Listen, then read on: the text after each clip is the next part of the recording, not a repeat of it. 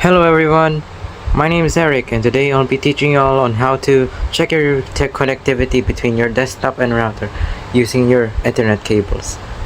Since there's like a million other students roaming around the computer lab, I'll be dubbing over most of the video. Alright, now roll in the intro.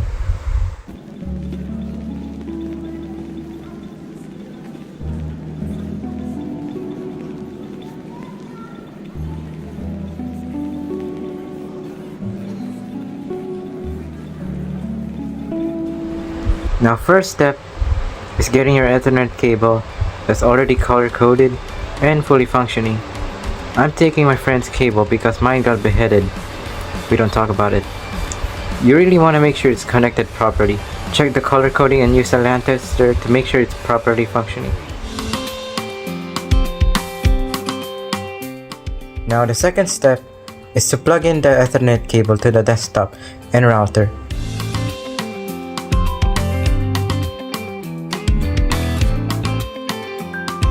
Once you plug in both, make sure it's both lit up and double check if the router is on. Now once you got all that nailed down, head on over to your desktop for the third step, but you want to double check if your Ethernet cable is properly connected. Check the setting and click on the Wi-Fi settings. Check to see if the Ethernet is available. Don't worry about the no internet access thing, it'll be irrelevant to checking connectivity. Now that you got that all checked out, it's time to move to the fourth step, which is to press the Windows plus R key, then type CMD. And it'll open up command box like a command center. And what you'll need to do here is type ipconfig. Now you can use ipconfig /all, but that's mostly unnecessary. Now the next step is to press enter once you type in ipconfig. Now you see your IP address? Now ignore the rest of them and move on to the fifth step. Copy the default gateway IP address and head on over to your web browser. In my case, I'll be using Google.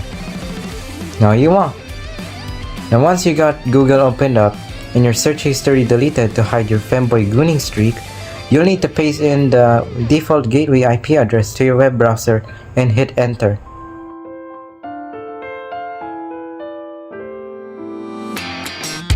Now we're in the sixth step. Once you are in your router's website, it will ask for you to log into it. However, if you don't remember your router's password, what you'll need to do is to restart it by pressing the reset button for 15 to 20 seconds depending on your router. Now in this case, let's say I forgot my password like an idiot and I did have to reset. Now after resetting the router and resetting it back to its default, what you'll need to do is to repeat step 4 to step 5. Don't get confused here. If you know your password, you can skip ahead to step 8. And as you can see, once I log back into the website, it'll ask for you for a new password. This is step 7, an extra step for those who forgot their passwords. Remember your passwords next time, eh? Now in this step, you'll need to insert a new password. I'll be using generic password as my password. Obviously don't try this. Now let's confirm the password and log in. Now we're in step 8. Follow the instructions the website asks and skip the unnecessary settings here. What's important here is we reach the 9th step. It'll ask for you to personalize your router's name and password. I'll be using Zaki's Wi-Fi as the name and 123 etc. as the password too. Now after you got that all finished up, press enter and wait for it to complete. After completing it, we move on to step 9, which is where most people fail because of their financial situation. Pull out a laptop. Yes, you'll need another desktop or laptop just to check the connectivity of your router. Now luckily, we're in the computer lab. so I can use the ComLab's computer for my educational needs.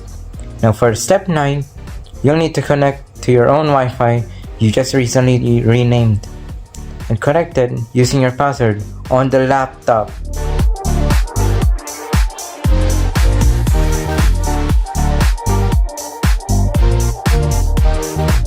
Once you got that out of the way, you'll be promoted to step 10, where you'll need to press Command plus R on the laptop and make sure you're connected to the same router. And to make it easier, do the same for the desktop.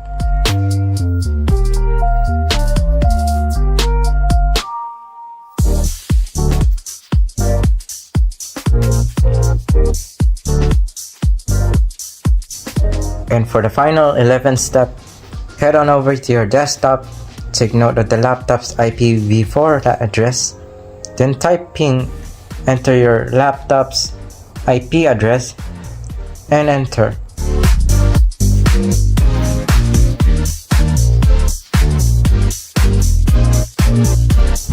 And as you can see, it replies faster than your crush saying no thank you after you build up the courage to confess on Messenger.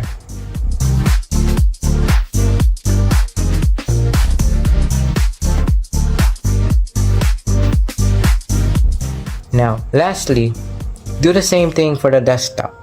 And once it replies, congratulations, your laptop and desktop are fully connected and ready to watch Facebook with each other. I really hope you enjoyed this little tutorial and hope it helps you. Remember to like and subscribe so that it will make me look like a famous tech YouTuber, and I'll see you probably never. Bye bye!